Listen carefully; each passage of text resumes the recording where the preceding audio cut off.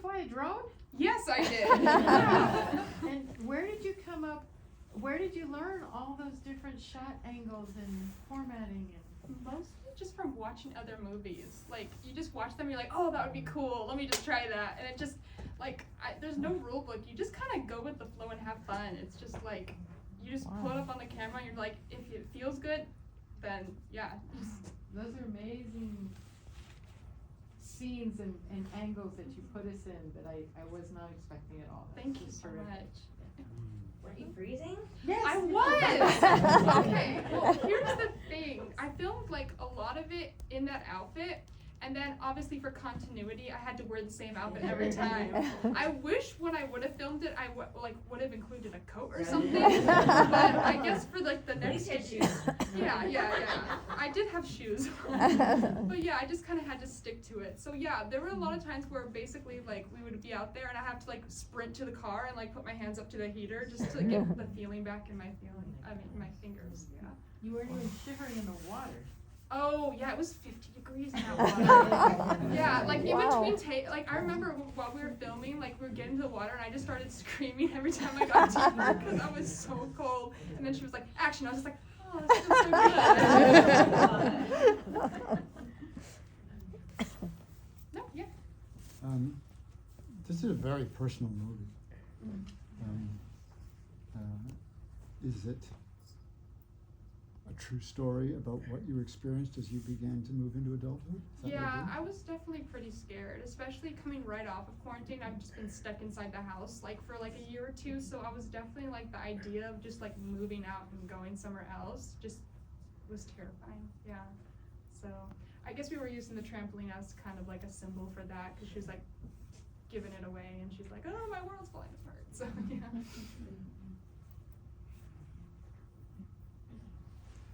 Oh, yeah. I can add a little bit about the trampoline. Oh, yeah. It's funny because we made this film and then I actually did end up giving it to the kid next door. It came true. And when we filmed the scenes in the water, I was in a wetsuit. Yeah, she's the was real not. trooper. I mean, well, yeah. So there were like some outtakes of like a wave like pushing her way offshore, and you just hear her screaming. Yeah. It's good. I gotta include some bloopers. GoPro. Yeah. Like I was supposed to get knocked out by the waves, but in turn she got knocked out by the waves, so she just had a little tumble. But yeah, it was very physical. Yeah. What did you film it on? What did you use to film it and get such great audio? That. Wow. Yeah. Yeah. Wow. I didn't have a nice camera at that time. I still don't. In my film major, you can rent out equipment, so this was all I had. And besides the drone and the GoPro. But most of it, 99% of it was on this. I just can't believe you got that good of quality audio. I know, this isn't even the newest one, this is like the 10.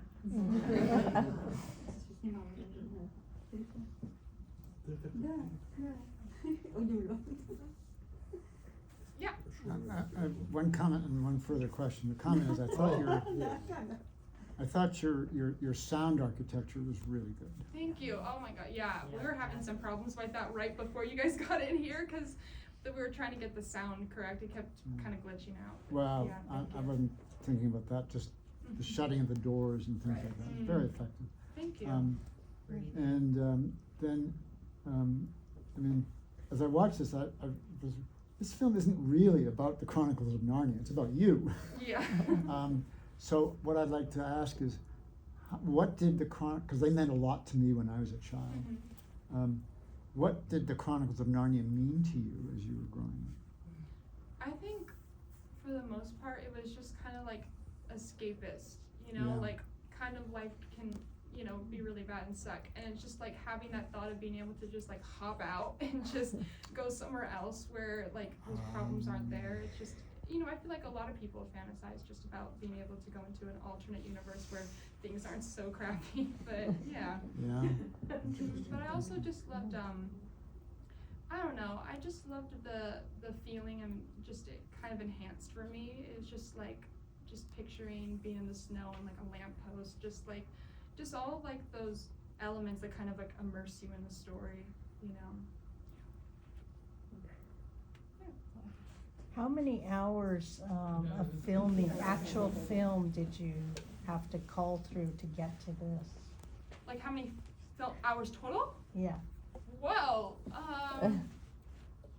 ooh, it took, well, I started in January of 2021, and hours-wise, I mean, the snow shoots would be like a few hours long because that's all my body could take, and but yeah, a lot of day shoots, like till nighttime usually. So if like you add up all those days within like, and it usually would be like every weekend, you know, because usually during the week I'd be busy unless it was summer.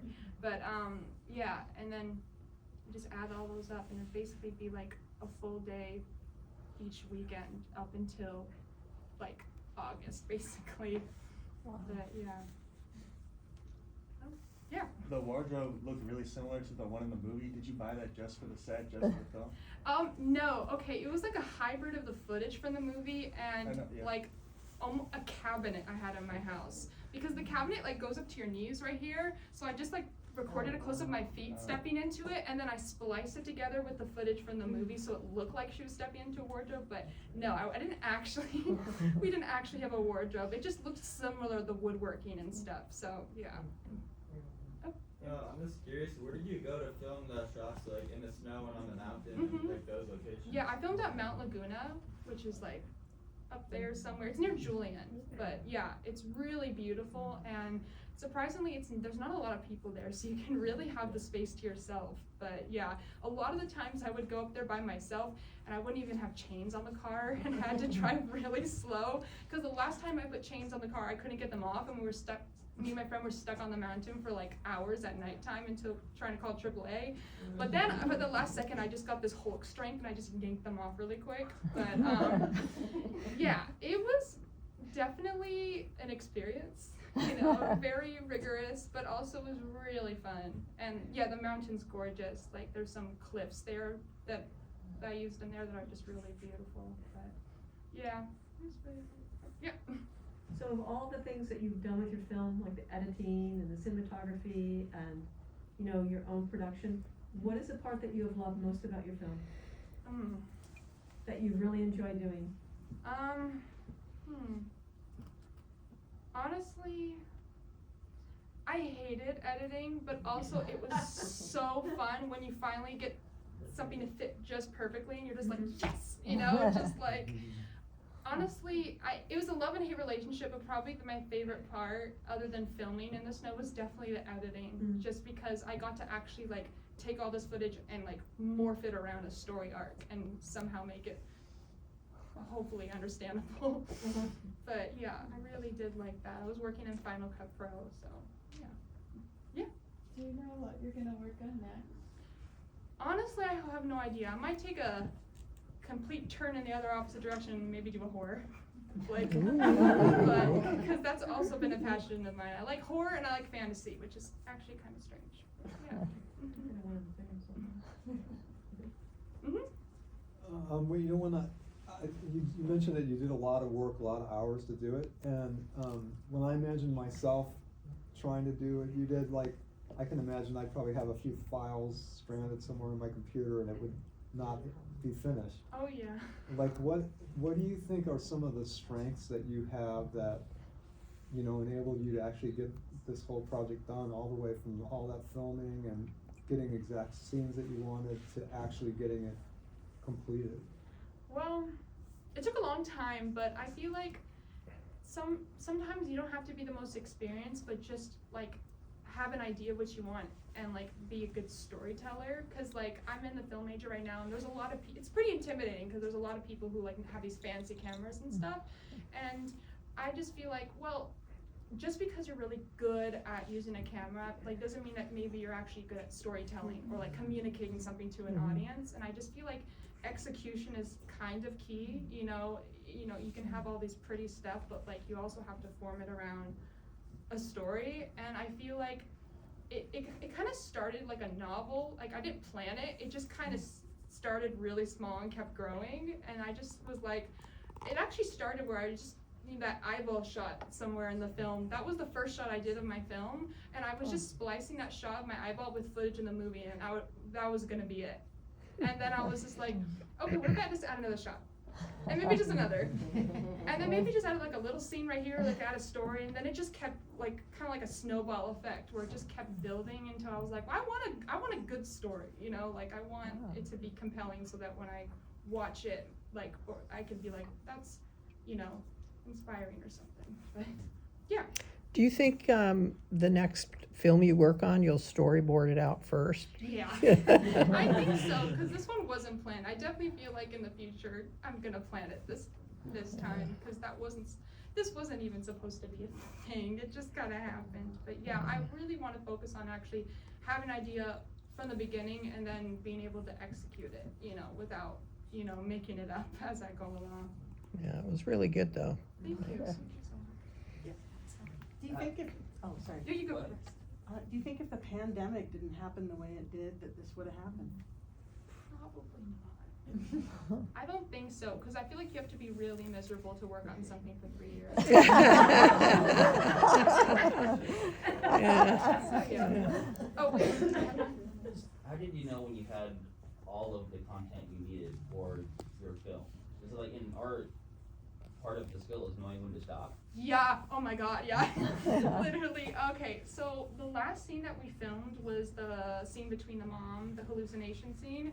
And I remember we put it together, and I think I showed them. And then I remember they were just like, they just got all emotional, and I was like, they were like, yep, that was what the movie needed. Because before I didn't even have that scene, so there was no real like ending to it.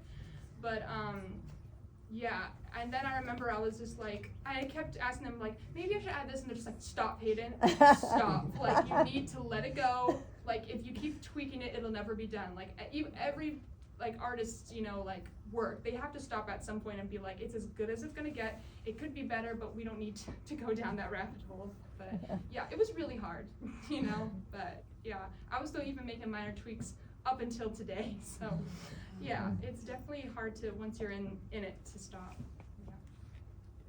Yeah. Hi, my name is Amy.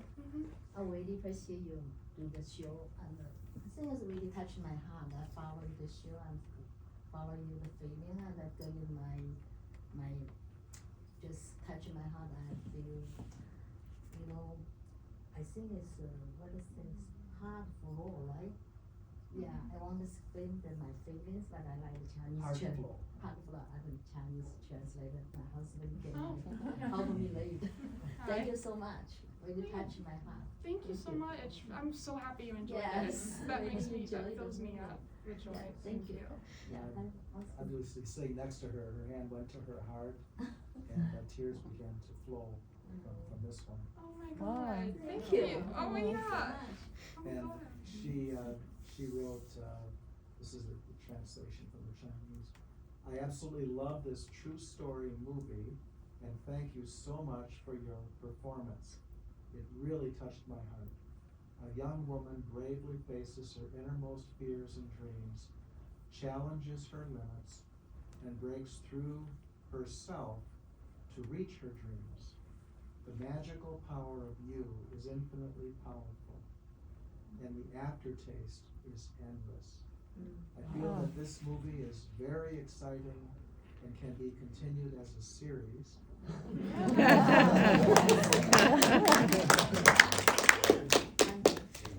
I'm looking forward to the day when the series will be released. Thank you so much. That was beautiful. So I might add, she called in and took the day off from work so she could be here today. Wow. And it's amazing how she said, I need to give her a gift. So she went and located a special gift she has from China that brings out two very important characters from the historic Peking opera, who are very empowered heroines on the heroine's journey. So you'll enjoy that gift that she passed on to your mom for you. Thank you so much. The gift is 200 years history. Talk about like you have a dream to be the movie star, the film kind, you know. You can look at that. That's a Chinese, you can translate it. Thank you. Thank you so much. Thank you. Thank you. Thank you. That means so much.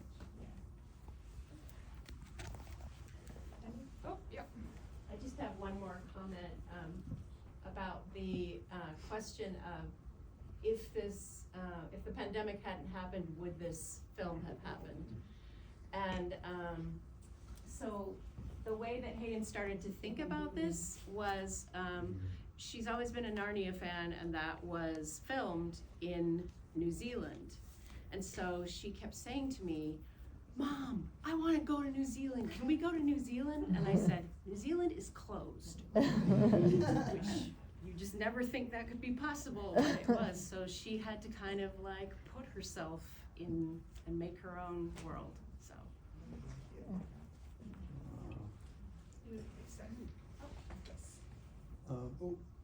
I really enjoyed reading the Chronicles of Narnia when I was in grade school, and I'm trying to remember, but there's a scene in your movie where you're in the mountains in the snow, and then 3 significant animals make an appearance. And Yeah, you picked up on that. Yeah, yeah. And I was wondering, I mean, one of them I was thinking might be a badger or something. And so I was just wondering, like, what does that mean to you? How is that important, or what does it mean to you? Well, yeah, from the book, the fox was in the first book, and then the badger was in the second book, Prince Caspian. And then the third animal, the eagle, it was supposed to represent a griffin, which is also in the films, which it's like a mix between a lion and an eagle, and they're like really big and they can pick up things. That was kind of my nod to that, because I knew I obviously couldn't have like talking animals in it, but I just thought I would somehow squeeze in like a little Easter egg or nod. And also, I don't know if you noticed, but there was like a little beavers dam in it, and the beavers are also characters in the film. So I had a little tiny Easter eggs dropped. So, yeah. So who brought the Turkish delight out there? Oh, yeah, we bought it. Because I was just like, I can't have this out Turkish delight. Oh, and also, interesting fact, today is the 18th anniversary of the original film coming out. It came out on December 9th, 2005. So we didn't even plan for it to be this day. They were just like, how about this day? And I was like, that day seems familiar. Why do I? Yeah, and then I looked it up and I was like, okay, yeah, we're doing it.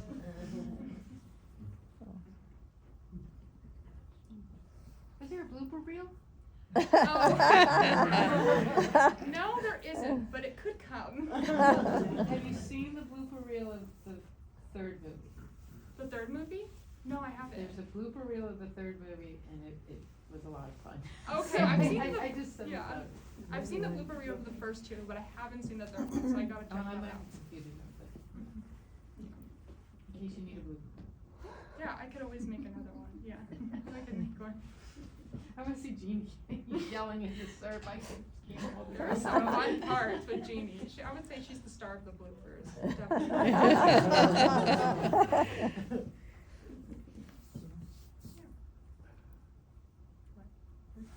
Yeah, thank you so much for coming.